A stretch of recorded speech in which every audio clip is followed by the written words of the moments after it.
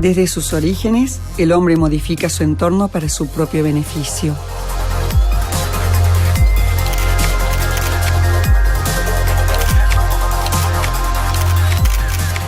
Así como la intervención de la imagen cambia el sentido de una obra de arte, la manipulación del ADN hoy hace posible mejorar una especie vegetal o animal para volverla resistente a climas extremos o para que rinda más. ¿Cuáles son los beneficios y los riesgos que plantean los organismos transgénicos? En poblaciones donde tienen cierta deficiencia en nutrientes, podés darles un alimento mejorado nutricionalmente. Las plantas empiezan a funcionar como fábricas que producen no solo alimentos, sino producen energía, enzimas, bioplásticos, medicinas. Esta técnica, que permite desarrollar vacunas a bajo costo y promete acabar con el hambre en el mundo, se presenta como una panacea. Las plantas son las fábricas de una nueva revolución industrial verde, sin chimeneas. Sin embargo, ¿cuál es el impacto de estos cultivos en el medio ambiente? Sus detractores responsabilizan a los transgénicos de la contaminación del agua, del deterioro de los suelos y de la destrucción de la biodiversidad del planeta. Si Argentina no diversifica su economía, corre riesgo de perder soberanía alimentaria. La soja se cultiva con un veneno. Ese veneno está provocando estragos. La soja transgénica justamente es un producto que está creado para resistir al glifosato, es decir, que mata al resto de las plantas. A centímetro de mi casa me estaban tirando un producto que es un agroquímico, que es tóxico para los seres humanos. ¿Qué le pasó a tu hija?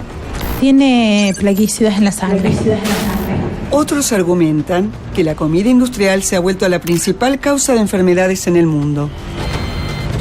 Si llenamos un carrito en el supermercado, el 70% son derivados de soja. Para el consumidor es muchísimo más seguro un alimento derivado de la transgénesis que los demás alimentos. Esta imagen da la vuelta al mundo desde ayer. Es una rata de laboratorio alimentada con organismos genéticamente modificados. ¿Tenemos derecho los seres humanos a manipular la naturaleza? La polémica está servida.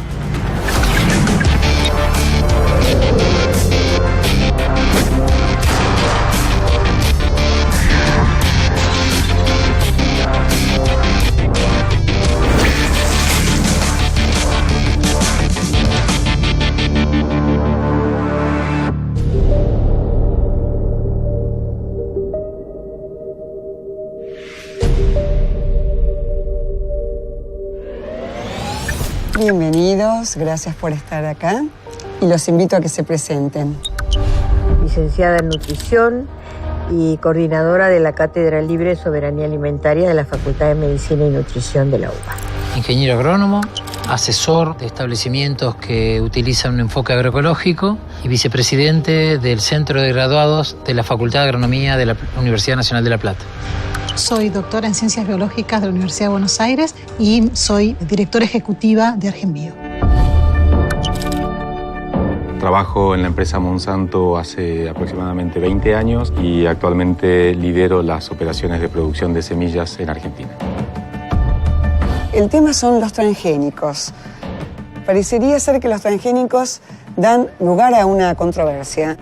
Por un lado, podemos pensar que es un riesgo para la salud, que puede dañar el ecosistema, pero también se puede pensar que gracias a los transgénicos tal vez se erradique el hambre de la humanidad. Ahora, Miriam, ¿puede provocar un daño a la salud? Cuando yo me inicié en el estudio de este tema fue en la Cumbre Mundial de la Alimentación en el 96. Entonces aparece por primera vez esta problemática, digamos así, y se conocía ya entonces algunos de los posibles o probables problemas de salud. Comprobados era la intolerancia a los antibióticos y algunas reacciones adversas. Por eso se hablaba entonces de un principio de precaución, porque mientras no sepamos qué es lo que este nuevo elemento puede producir, tenemos que evitar hasta que no estén todas las comprobaciones científicas necesarias para poder evitarlo y que no perjudique la salud. Pero ya está demostrado el daño que produce ya en territorio desde la producción hasta que nuestro plato está servido en la mesa. Es cierto lo del principio precautorio, pero hoy, a 20 años, lo que podemos decir es que lo que hoy hay en el campo fue exhaustivamente analizado por los marcos regulatorios y por eso están ahí. Por otro lado, existe la evidencia científica, que son a esta altura ya como miles de estudios y de consensos internacionales sobre el tema.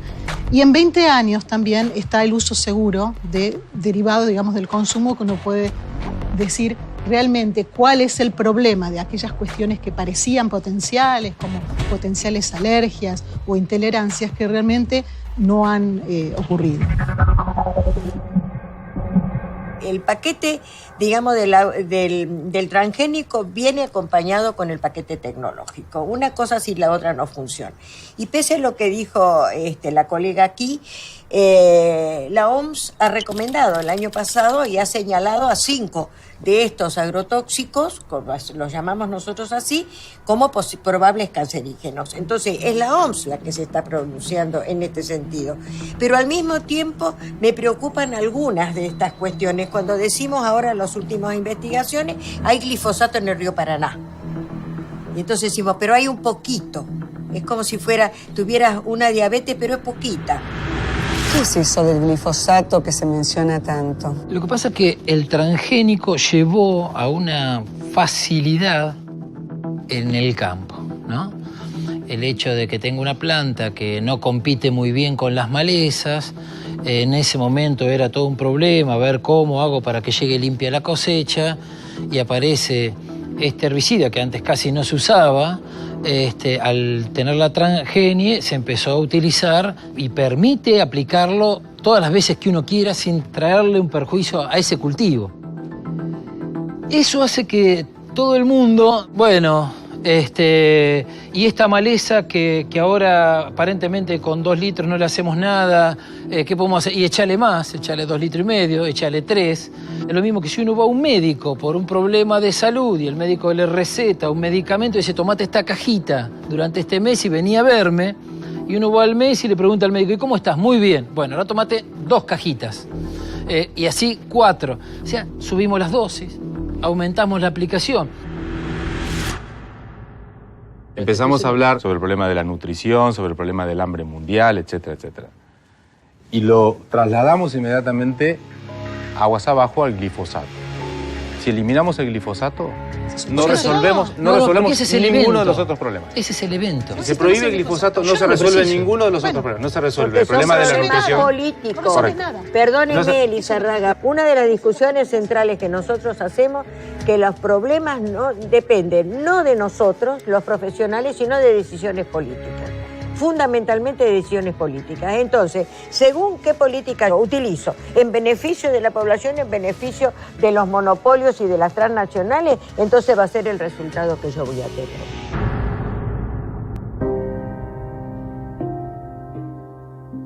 Yo subí al colectivo y subían muchos chiquitos con barbijo, muchísimo. Tenían toda la boquita cubierta y muchas mamás por la cuadra pasaban con pañuelo en la cabeza, y era porque estaban con quimioterapia. Tenía en la cuadra Susana, que había perdido su hijo, estaba Marcela, que había perdido su hija. Mi hija había fallecido por malformación de riñón, y a todos nos habían entregado los cajoncitos blancos. Y cuando me di cuenta de que éramos muchos, entonces empecé a investigar. Hice un relevamiento para ver qué estaba pasando. Y no nos habíamos dado cuenta. Si vos me decís si nos habíamos dado cuenta, no nos habíamos dado cuenta. Y nos habíamos acostumbrado a vernos enfermos. Y llevo ese relevamiento al ministerio, hago un mapa, pidiéndole que investiguen, que la gente se estaba enfermando. Hago un mapa con los enfermos y le digo que investiguen si era el agua, si eran las fumigaciones o si eran los transformadores. Ese pedido que yo hago, lo cajonean. Entonces, toda la gente que yo había visitado, que todos tenían leucemia y tenían cáncer, salimos a la calle, con carteles diciendo, tenemos cáncer, tenemos leucemia, por favor, ayúdenos. Y ahí es cuando el ministro me llama y me dice, no es que no estábamos haciendo nada, estábamos investigando. Le digo, pero si ustedes se han llevado varios meses, le digo, y no nos han dicho qué pasa. Y dice, están tomando agua con agroquímico. Y en la tierra había endosulfán, DDT, malatión, hexaclorociclohexano. En el agua había endosulfán, había otros tipos de agroquímicos, había glifosato. En el aire había agroquímico. O sea, teníamos agroquímico por todos los lados.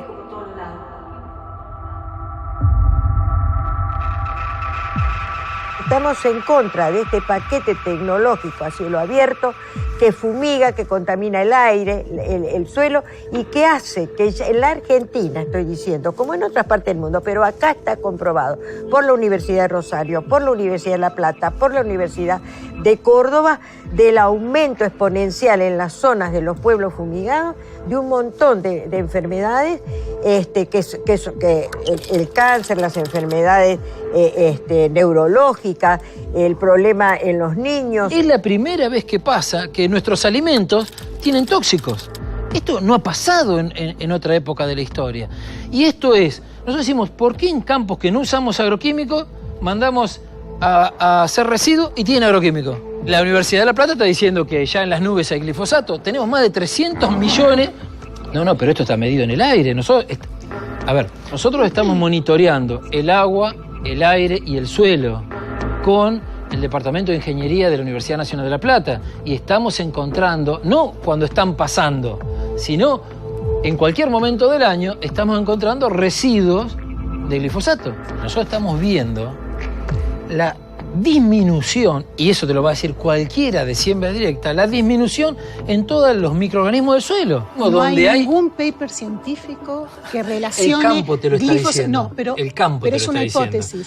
Decir que el glifosato en sí hay una diferencia de disminuye 3 a 1, poblaciones. Te digo porque aplican con donde no conozco aplican. microbiólogos de suelo que trabajan en Yo suelo. conozco la realidad de los campos. Está bien, pero vos estás dándole una variable que es presencia de glifosato, ¿sí? Sí. Cuando vos tenés un cambio de sistema con siembra directa y estás haciendo un análisis, no sé de qué tipo de análisis hablas, respecto de la microbiología del suelo. Actualmente no existe ningún paper que diga el glifosato cambia la composición y qué tipo de cambios introduce, porque la hipótesis es... No cambia. El glifosato solo no cambia. Sobran los papers de Andrés Carrasco que han recorrido el mundo dando los efectos del glifosato, por favor. Apuntemos al modelo. Pero bueno, es todo el modelo. Bueno, entonces no hablemos del glifosato. Está dentro del modelo. Claro, ahora. No me digas que el glifosato te está matando. Hay muchas investigaciones nuevas que están apareciendo porque hace 20 años que estamos utilizando este modelo. Y entonces, porque a veces las investigaciones son cortoplacistas y tenemos que ver qué pasa en la generación que viene, en la otra y en la otra. Y hay una frase que es conmovedora y que es dramática y que es decir de que nuestras generaciones, mis hijos y mis nietos, van a vivir mucho menos que yo, precisamente por este tipo de modelo de producción al que estamos asistiendo. Y hablo del modelo productivo en general. Tengo entendido, Dardo, que el 90% de los cultivos transgénicos, básicamente de soja, de maíz y de algodón, son producidos por Monsanto. Monsanto de alguna manera es demonizado como el dueño de, y la verdad que no lo es. Monsanto sí hoy produce glifosato en el mundo y en Argentina. En Argentina tiene menos del 40% del mercado, el otro 60% es de otros productores nacionales o importación desde China. En el caso de la transgénesis o en el caso de la soja transgénica, sí, Monsanto fue el descubridor de la que se conoció como soja RR1 y después ahora un nuevo evento, RR2, con resistencia también a ataque de insectos, que tiene hoy en día menos de 15% de uso en el mercado. La soja RR1 sí se expandió muchísimo más, pero digamos, Monsanto no es el único propietario de transgénesis en el mundo y tampoco no es una tecnología que sea impuesta o que sea obligatoria. O sea, el productor tiene la opción de acceder o no acceder.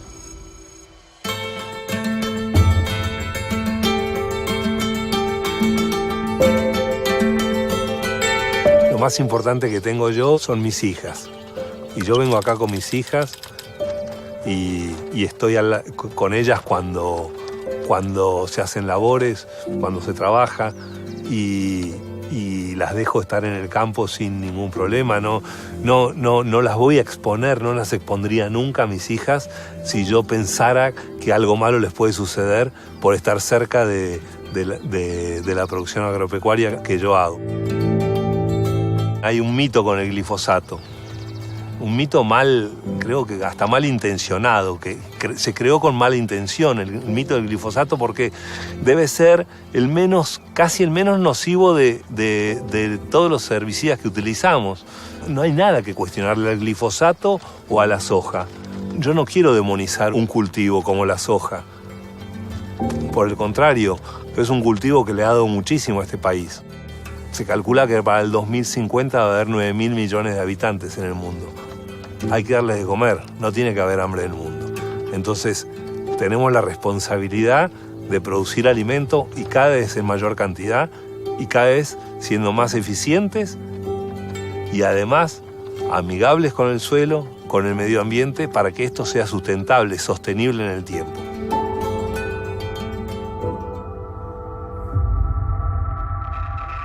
La soja vino para resolver el hambre del mundo.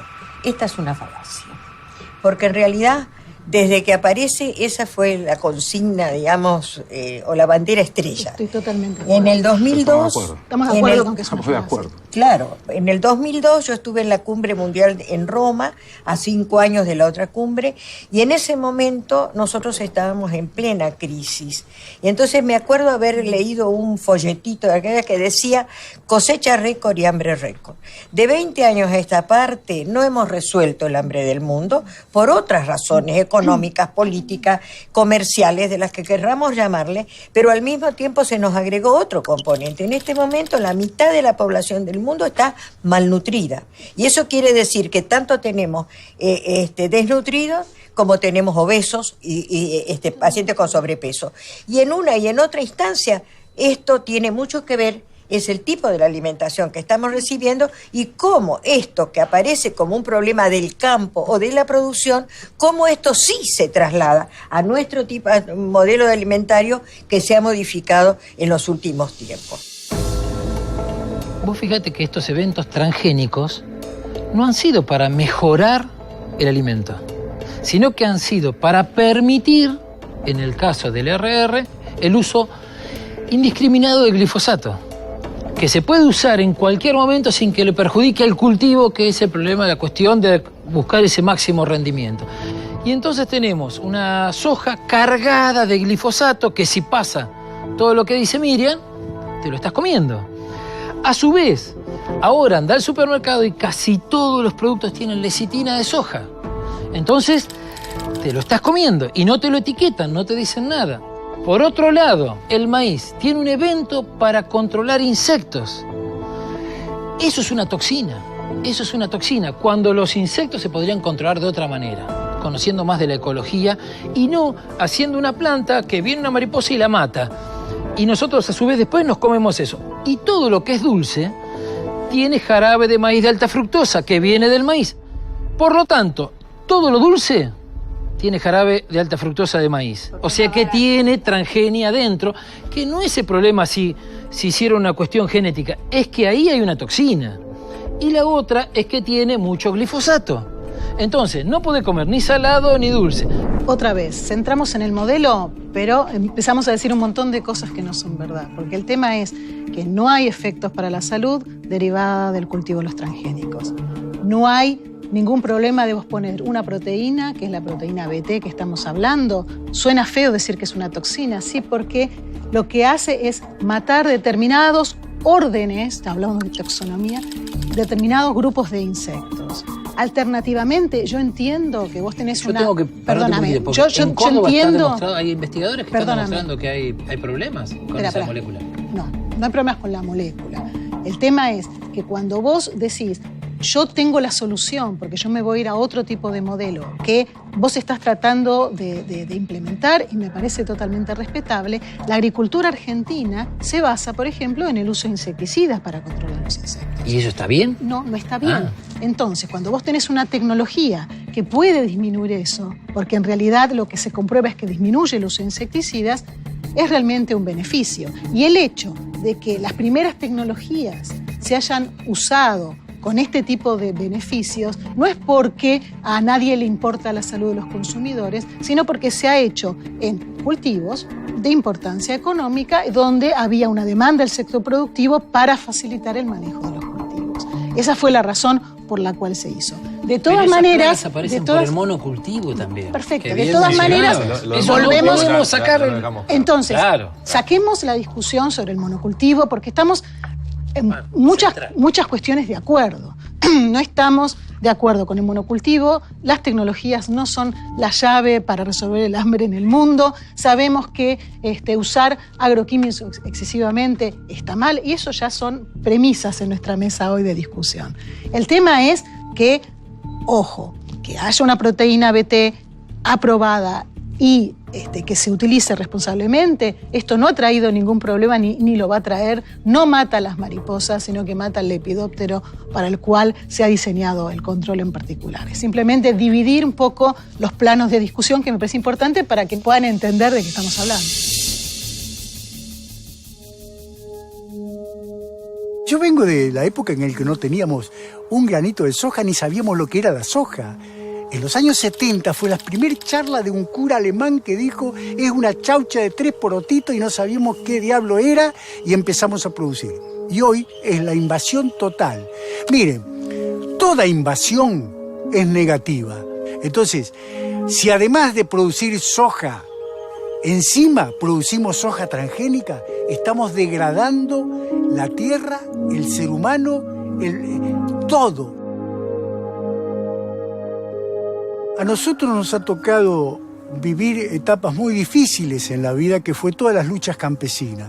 Nosotros en el intento de salvar las semillas, salvar la vida de los campesinos, salvar la tierra de la apropiación, digamos, por parte del extranjero, de multinacionales, campesinos que íbamos a plantar banderas argentinas para salvar un proyecto de 1 millón de hectáreas que querían quedarse.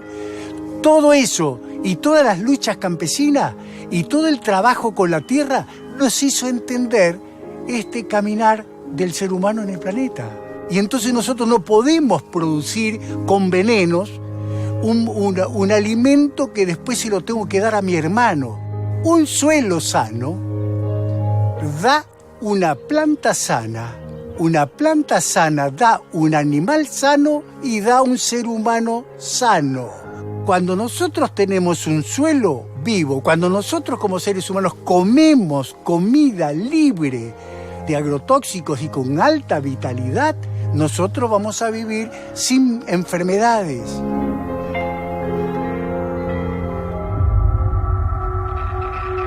¿El pequeño agricultor no depende en alguna medida de las grandes transnacionales? Si el productor lo acompañamos desde los profesionales, desde el Estado, a entender que puede haber otros modelos, no hay ningún problema. La agroecología da herramientas que tranquilamente lo ayudarían muchísimo al productor. Porque yo te puedo asegurar que esas semillas que tienen toda esta investigación, si vos no le agregás el paquete, no rinden casi nada. ¿Se entiende esto? O sea, esas semillas rinden muy bien cuando tienen todo el paquete. Ahora, cuando un productor no le alcanza la plata para comprar todo el paquete, no rinden lo que se les promete. Entonces, ese productor queda a mediano camino y a la larga son el 40% de los productores que se fueron en todos estos años de los campos. ¿Pero que todo el paquete? Es todo el paquete. Es fertilizantes, insecticidas, fungicidas, más o menos, digamos, ¿no? Pero entramos en un círculo vicioso. Esto es lo mismo hablar de una agricultura insumo dependiente, droga dependiente, digo yo muchas veces, a una agricultura buscando salud.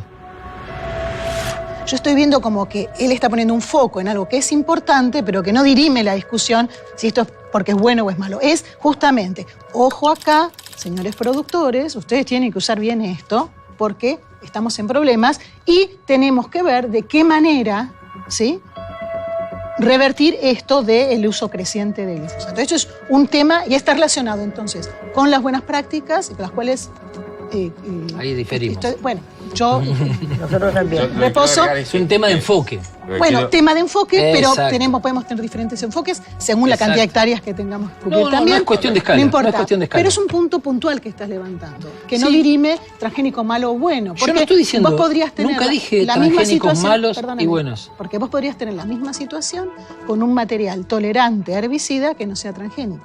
vos tendrías el mismo resultado. A esto voy. Estamos hablando de una serie de tecnologías que aparecen, que cambian el paradigma de producción y que de repente traen problemas y tienen que ser atacados a tiempo, porque si no, como decimos, estamos en el horno.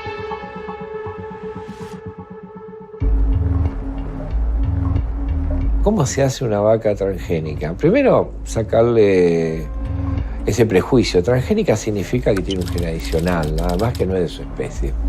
Que es exactamente lo que queríamos nosotros. Queríamos agregarle una información genética a una vaquita para que tuviera la capacidad de fabricar una proteína humana. Hay que buscar maneras de fabricar proteínas de una manera más barata y eficiente. Argentina tiene una ventaja excepcional climática y su know-how de campo. Nosotros conocemos de vacas. Y evidentemente, si uno es capaz de modificar una bacteria para que haga una proteína de interés, también podría ser capaz de modificar una vaca. Y agregar una información genética que va a estar en todas sus células, pero especialmente sensible en un tejido, el tejido mamario. Voy a tener un gran organismo productor, como es una vaca, con la potencia que eso tiene, y un líquido fantástico que se llama leche, donde voy a tener ese animal vivo constantemente y en su leche me va a colocar la proteína humana. Esta vaquita, después de dar a luz o por estimulación hormonal, va a empezar a preparar leche como cualquier mamífero para atender a su cría, y esa leche es la que nosotros ordeñamos para ir al laboratorio, en el laboratorio de ahí purificar el principio activo y con esta materia prima preparar los medicamentos. La llegada de la biotecnología o de los transgénicos facilitó muchísimo el manejo del campo, el manejo de los cultivos. Lo facilitó enormemente, enormemente. Y el campo argentino es un sistema de 60.000 productores. Coordinar las acciones individuales de 60.000 productores para que apliquen o usen la tecnología con buenas prácticas no es cosa sencilla. Ya como ejemplo, la cuenca del río Matanza, que tiene 400 empresas, hace más de 30 años que tratamos de resolverlo, y coordinar la acción de 400 empresas es muy difícil y sabemos en las condiciones que está ese río. Entonces, 60.000 productores es algo que lleva su tiempo. Entonces, se ha generado en algunos lugares por desconocimiento o por exceso de simplificación los problemas que hemos venido mencionando: la falta de rotación, la falta del buen uso, del buen cuidado, de las buenas prácticas de aplicación. Y ahí mencionaba, bueno, ¿por qué un campo que no debería tener agroquímicos los tiene? Y en todo eso el propio sector reconoce, el propio sector, reconocen que hay una necesidad de mejorar las prácticas y los buenos usos. Son tecnologías que necesitan de un cuidado y de un uso responsable. Hay una necesidad para que esta agricultura sea de nuevo sustentable desde el punto de vista económico, social y ambiental. Yo te puedo decir que campos bastante importantes, grandes de la provincia de Buenos Aires, a partir de empezar a trabajar y tener una mirada agroecológica, han bajado muchísimo los costos, porque vimos que lo charlamos, que no había tanta necesidad de aplicar agroquímicos. Y muy medido, los rendimientos son muy buenos. O sea, no es que estamos perdiendo rendimiento, eso es un mito también que hay que sacar, de que no se puede producir sin agroquímicos. Nosotros tenemos excelentes rendimientos, muy buenos, sin agroquímicos. Exactamente. Ahora, de los dos modelos que dice Eduardo, son dos modelos para mí totalmente complementarios. No son antagónicos, para nada. Son modelos que pueden, y cada productor, cada agricultor puede ir hacia un lado o hacia el otro. Creo que la tecnología también le trae soluciones a aquellos que hacen agricultura de subsistencia. ¿Qué entendemos por agricultura de subsistencia? Aquel que produce para el consumo propio. Consume para darle de comer a su ganado, a sus aves, ¿no? Para tener su propia leche, su pequeña huerta. Y en esos casos, el hecho de tener un maíz transgénico o una tecnología que sea solamente permitir plantas que se pueda aumentar la densidad, ¿no? de siembra, en vez de trabajar con 20.000 plantas por hectárea, que se puedan sembrar 30.000 plantas por hectárea, o que se puedan sembrar 60.000 plantas por hectárea, hace que pueda mejorar su propia productividad. Mejorar su propia productividad.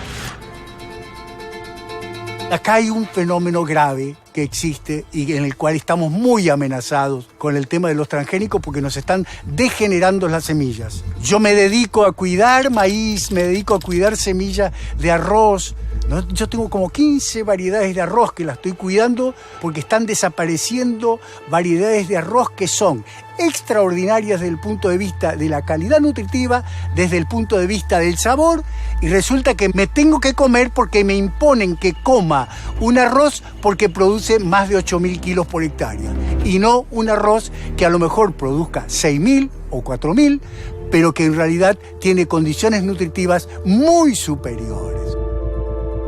La única manera de prevalecer las semillas es en manos campesinas, porque tiene que estar en manos de quien ame a la naturaleza, que ame la semilla, que quiera la semilla y que la necesita también para hacer el gran servicio como campesino de la producción de alimentos para todos ustedes que viven en las ciudades. Esto es muy grave y no hay leyes protectoras. Justamente hay leyes inversas que hacen que a mí como productor ecológico tenga que hacer un análisis si esa semilla que yo produje está libre de transgénicos. ¿Y cuál es el intento de patentar una semilla, cuando en realidad todas vienen de la madre naturaleza y del trabajo del hombre y de miles y miles de años? El intento de patentar la semilla no es más para seguir sacándole los recursos al productor agropecuario, a los campesinos, a los indígenas. No van a poder comer en el futuro si dejamos que salgan estas leyes de privatizaciones de las semillas y de modificación genética de las semillas que hacen que el alimento que vamos a llevar a nuestra boca sea degenerado, como se degeneran las semillas y la productividad con los transgénicos. Volviendo al tema de la naturaleza, ¿no? Es interesante porque cuando pensamos en el patentamiento de los transgénicos, y desde el punto de vista filosófico, en realidad lo que está en juego es la teoría de la propiedad enunciada por John Locke en el siglo XVII. O sea, según John Locke, Dios nos dio a todos la naturaleza por igual y todos podemos compartir la naturaleza, salvo que un individuo vaya y arranque, por ejemplo, una manzana del árbol. ¿Por qué? Porque ese individuo está sumándole al valor de la manzana como entidad natural el valor de su propio trabajo. O sea, la pregunta sería, ¿es ético patentar la naturaleza? Específicamente, ¿es ético patentar las semillas? No hay patentes sobre la naturaleza, no hay patentes sobre los alimentos. No hay. Pero sí sobre la semilla. La patente que sobre el evento genético en la semilla. Sobre el evento genético en la semilla. ¿A qué llamas evento genético? Este valor agregado que mencionaste de ir a retirar la manzana es el valor agregado de la transgénesis. Entonces, existe la especie soja, existe la especie bacteria, que cuando hago el efecto de la transgénesis y le incorporo la característica, ese trabajo, ese valor agregado que requiere años de investigación, de desarrollo tecnológico, etcétera, etcétera, para poder hacerlo, se entiende que amerita el patentamiento para proteger por un periodo determinado, dependiendo de la legislación de cada país, por un periodo determinado, el uso exclusivo a través de marcas propias o licenciamiento a terceros para que también puedan acceder a esa patente para poder recuperar la inversión que se hizo. Argentina tiene un sistema de comercialización de semillas que está, o debería estar regulado por el INASE, que es el Instituto Nacional de Semillas, que independientemente si es transgénica o no es transgénica, independientemente del origen, tiene que tener una serie de pasos y de procesos para hacer lo que se llama una semilla certificada. Hoy en el caso de soja, el mercado de semillas certificadas es inferior al 20%. El restante es semilla guardada y gran parte es semilla de tráfico ilegal. El campo A que le prestó al vecino, que lo comercializa, y ahí sí se pierde trazabilidad. ¿Por qué es ilegal? Si eso es ancestral. De acuerdo a las regulaciones argentinas, es ilegal. Tenemos que pensar, porque durante 10.000 años circularon las semillas y fueron mejoradas a lo largo de toda la historia de la humanidad desde que el hombre, digamos, se puso de pie. Entonces, ¿por qué? Hay las que están reguladas y que no están reguladas. Son preguntas que nos hacemos. La respuesta es porque hoy la semilla no es la que sale de la naturaleza, es la que genera una industria después de muchos mecanismos y mucha inventiva y aplicación de tecnología. Es la misma comparación que uno hace en la medicina. ¿Por qué tenemos que comprarle los antibióticos y los remedios a la industria farmacéutica si existe una medicina ancestral? Sería bárbaro si en medicina también se enseñara todo esto que es ancestral, en veterinaria también y en agricultura también, en agronomía, porque hay una agricultura orgánica, natural, permacultura, biodinámica. Los mejores productos de vinos, de chocolates, de café son biodinámicos. Y cuando se va a un concurso, uno de los productos más caros por unidad debe ser el vino. Hay botellas de $5.000. ¿Y sabes por qué? No por la etiqueta, porque lo saborean. Lo que pasa es que en una cultura donde parece ser que la naturaleza ha sido dejada de lado y que todo es construcción social, yo pienso, bueno, voy al supermercado, ¿no? Hagamos una transpolación de discursos. Y tengo que comprar manzanas. Y veo manzanas redonditas, divinas, rojas, brillantes, que además vienen envueltas, divinas. Y voy y compro esa, pensando que es la manzana más sana. Esa manzana estás privilegiando un sentido, que es la vista. Ahora, muchas veces esa manzana no tiene ni sabor, ni olor, te estás perdiendo otros sentidos. Bueno, pero eso también es ancestral, porque los griegos, nosotros venimos de una cultura greco-romana donde se privilegió el sentido de la vista. Y además eso de alguna manera atravesó todos los dominios de la cultura. Bueno, pero hay que reciclarlo, exacto. Y cuando se pone en un concurso donde la gente especializada admite sabores de almendras, de tal cosa, eso no se logra con un fertilizante para todo, con un mismo herbicida, con un insecticida. Se hace teniendo en cuenta que el cultivo está en relación con el sol, en un ambiente. Y cuando viene una cuestión, apliquemos todo lo mismo, hagamos todo, que la semilla sea todo igual. Ahora, el tema es que no se apropien de todas las semillas. O sea, si ellos tienen la intacta, yo no la preciso. ¿Qué es lo que decía Locke? Lo que dice, bueno, en realidad uno tiene que tomar las manzanas y uno puede ser propietario de una manzana siempre y cuando quede en cantidad suficiente para que el resto de la humanidad sea alimentada. Gabriela, ¿cuál es el aporte nutricional de los organismos genéticamente modificados? De los casos en el mundo donde ya ha habido algunos desarrollos está el cambio en composición de aceite, una soja que tiene mayor contenido de oleico. El desarrollo de omega, que es interesante, pero todavía no está en el mercado. Incorporar omega 3 como un elemento muy interesante en los aceites. Está el caso del arroz dorado, que es un caso paradigmático mundial. ¿Qué pasa con el arroz dorado? Porque yo escucho así, me parece divino. No sé de qué se trata, pero me encanta. Bueno, está reforzado con vitamina A y está el propósito, el objetivo inicial fue de que fuera aplicado en algunos países, en especial en la zona del África, del Asia, donde por déficit de vitamina A tenemos muchos niños con ceguera. Ese fue el objetivo. Pero vuelve la pregunta a la nutricionista. ¿Y por qué tenemos que reforzar, industrializar un alimento que es natural, en lugar de decir, esa vitamina A se la podemos proveer con la provitamina o los carotenos que tienen las verduras y las frutas? Se lo podemos dar con la vitamina A que tienen también los lácteos. Entonces, ¿por qué tenemos que reforzar y desnaturalizar esta cuestión?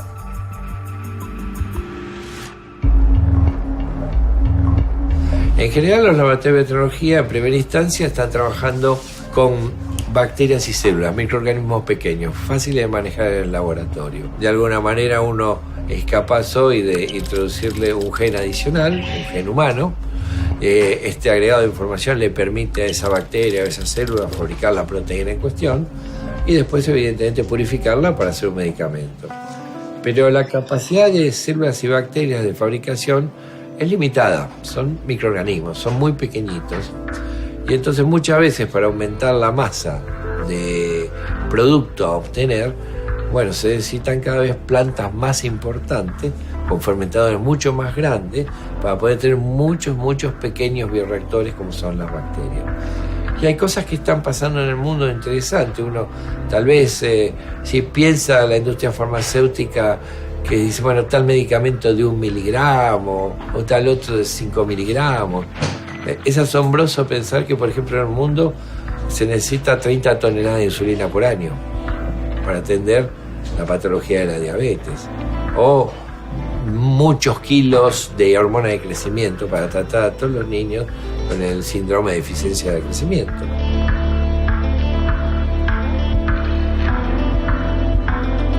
¿Qué pasaría si yo a una leche le agregara un poquito de un anticuerpo contra algún patógeno? Bueno, podría fabricar un anticuerpo y agregarlo a la leche, y entonces en una pequeñísima cantidad. Entonces la gente todos los días a ir tomando leche para alimentarse, de alguna manera va protegiendo su sistema digestivo de la entrada del virus.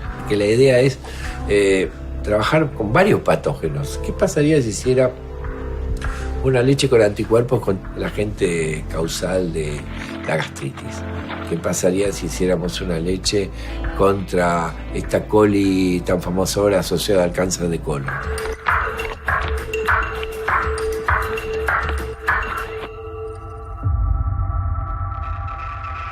Este tema está en la picota o en la mesa como una grieta, y es transgénicos sí, transgénicos no, cuando en realidad estuvimos discutiendo de otras cuestiones. Y a veces uno puede hacer un ejercicio. Si esta soja tolerante a un herbicida hubiera sido generada de otra manera, porque de hecho hay un montón de tecnologías que pueden llegar a los mismos, ¿estaríamos discutiéndolo transgénicos sí o no?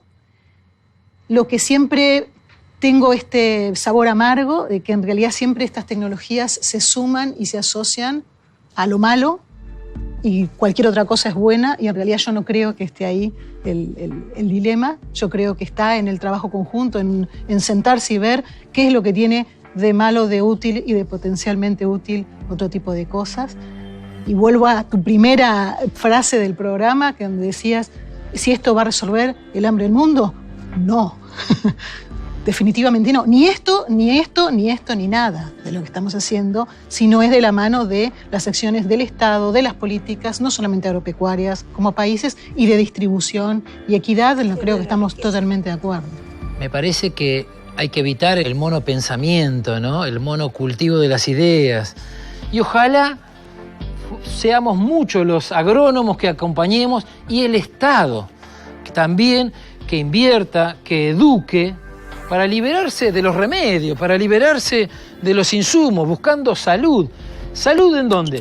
En el suelo, en los productores, en las plantas, en los animales, en los alimentos. Por lo tanto, en la ciudadanía.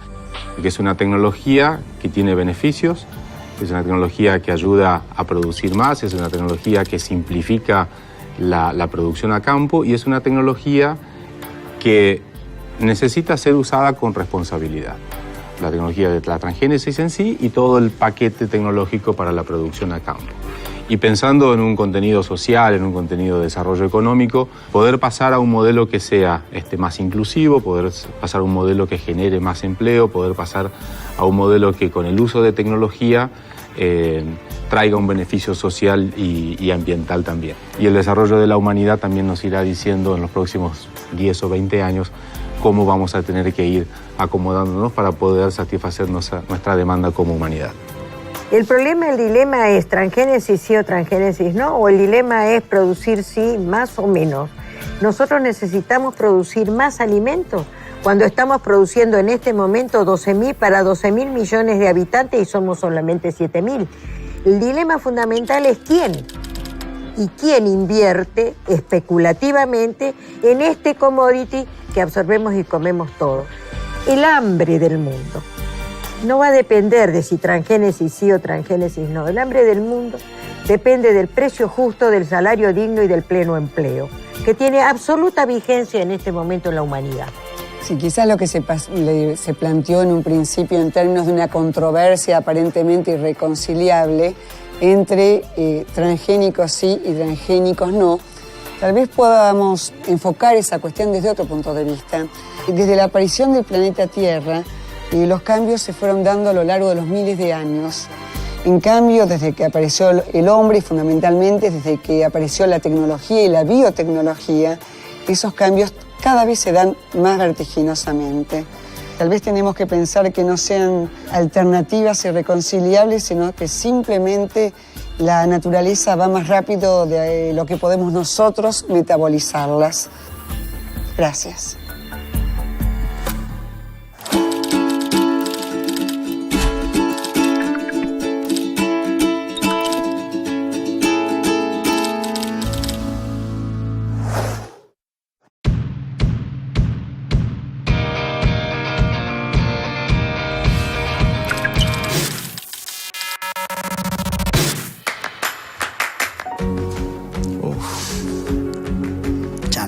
No tengo.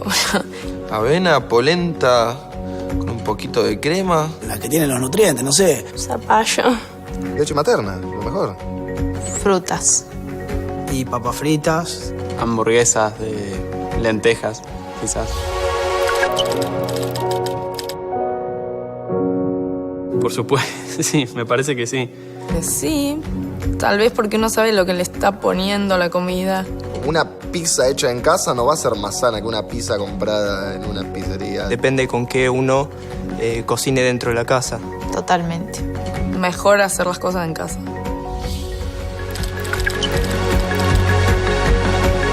No. Para nada. La verdad que ponerme a leer cada cosa del supermercado no llegué a eso todavía. Igual hay muchas veces que lees y no sabes qué tienen. No, habitualmente no. No, creo que hago lo que hace todo el mundo, que es fijarse las calorías que tiene. Sí, suelo ser un poco obsesiva en eso. Sí, y por eso casi no consumo cosas de supermercado. A veces.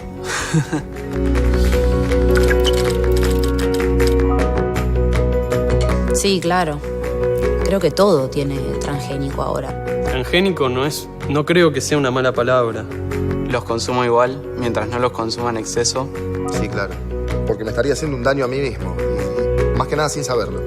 Sí, porque son nocivos. Como a ciencia cierta no sabemos qué consecuencias puede traer, preferiría no consumir un alimento transgénico. No sé. No hago cosas raras, todo natural. Es algo que está elaborado en base o... me suena... Buena pregunta. Lo transforman con algo, pero no sé cómo explicártelo. Sí. Son productos modificados, no son naturales. Sé que no es bueno, pero no sé bien qué es.